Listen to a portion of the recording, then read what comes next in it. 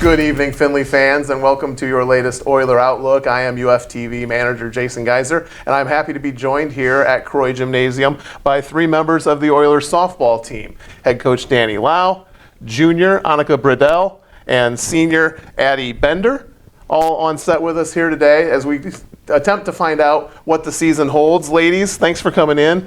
Dani, you have 2 games under your belt already. That in itself is kind of a luxury for as early as it is, and they were 2 W's. Tell me what you took away from those games. Yeah, absolutely. Thanks for having us, first off. And we were excited to go. Last Tuesday, we played Grand Valley, and we have been talking all year about just being where our feet are and focusing on us and what we can do best and keeping a good attitude and staying positive. And they came out guns blazing. We played really good defense. We hit the ball well. We had great at bats.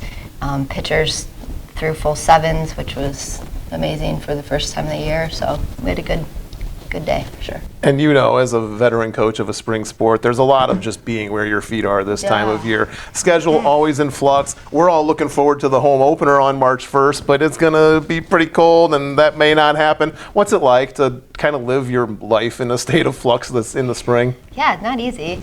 The student athletes, they do a good job. They do a good job of communicating and just preparing when we can prepare and what we can do, and that's what we talk about a lot. Annika, you're an upperclassman now. This is your junior year. You had some all-conference recognition last year. How was your role evolving, and what do you expect it to be this year? I think it's more toward being a leader for the underclassmen. We have Kenzie Woods, the freshman, starting at second base, so I love playing with her. I'm trying to kind of take her under my wing and be a leader for her, teach her kind of how to play at a college level coming from high school. It's not always an easy transition, but she's been doing a great job, so that's kind of what I'm trying to help her a lot this year. Addie, you're a senior, so leadership is already there, and especially at the position you play behind the dish. That's, we know how much the catcher's running things in diamond sports. What are your thoughts on this year? What are your goals for this year? This is your final ride with the Oilers. It is my final ride. I put a lot of emphasis on being where your feet are, taking it all in. This is the one last ride. Just obviously I've been in the leadership role since last year as the upperclassman, and just putting an emphasis that it's okay to just have fun while playing this sport. It's a short 4 years, so it comes by fast. So the Oilers picked 4th in the conference this year, which is where they finished in the regular season last year. How does it shape up for you guys? Who has the target on their back this year, Dani, as far as who you're gunning for to try to climb to the top of the league? Oh, there's a few, I think, but we talk about going pitch by pitch. I think that's super important. Whoever we're playing, whatever we're doing, we're focusing on us and what we're doing and not necessarily the other team this year. If we do that, I think things will turn out really well for us. I also find as much as the regular season standings don't matter now, they don't matter all that much in any sport that has a conference tournament. Sure. You guys had to have learned a lot, and I'll ask the players about this one at a time. What did you take out of that run last year, making it all the way to the championship series in the conference tournament as the 4 seed, which theoretically is where the people that pick these things think you'll be again this year? Right, rankings really don't matter, especially you get in that conference tournament. It's everything goes to the win. Nothing matters, and you play your games one at a time, and results are results. And I think making it to that championship and just coming up just so short, most of us are returning from last season, and I think that really lit a fire under us to try and claw our way back to the championship. I want to get each of you a quick impression on, you're playing it in Akron again this year. It was always in Findlay. Is it better, worse, just different? What are your thoughts on now having to go on the road for the league tournament? It's always nice to play on turf. You're guaranteed to get your games in, so that's always nice. And Akron has a beautiful stadium too, but there's nothing like honestly sleeping in your own bed, and being 5-minute drive away from the field. So yeah, it's fun being in the hotel with the girls.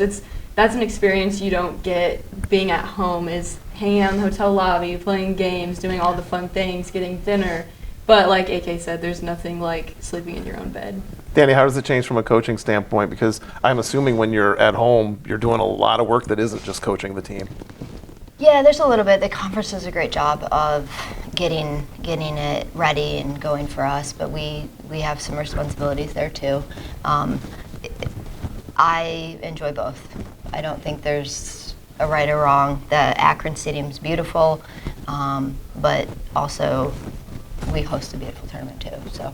Annika and Addie mentioned how the players were coming back this year and they were hungry. Tell me about the makeup of this year's team. Yeah, I think part of that question a minute ago about getting to that championship game, and I think one thing I took away is our pitching staff left from last year. We're all intact, pretty close. We lost Molly, but we're ready to go and tackle another season. And the staff is really good about being good teammates.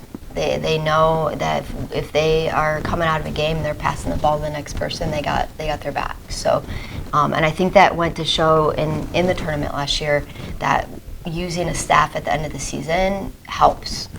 Some of these other schools in our conference, they have one pitcher and they rely on them for 300 innings. And by the end of the season, that it catches up to them. Is there anywhere where you're counting on someone young to step in that isn't maybe as experienced as these ladies are? Yeah, we got a few kids for sure. Kenzie and Megan behind the plate, and I got Haley and Abby are both gonna help us out a little bit. But we're young on the field, experienced on the mound, and a really good mix this year. Okay, so I'll circle back and I'll start down at the end of the line. I'll start with Addie. We talked about getting the schedule together, and it's always, we live in the Midwest and we don't know when we're going to be able to play sports outside. So you do know that coming up soon is a trip to Florida. And there are going to be games, and it's going to be warmer than it is here, whether it's warm outright or not.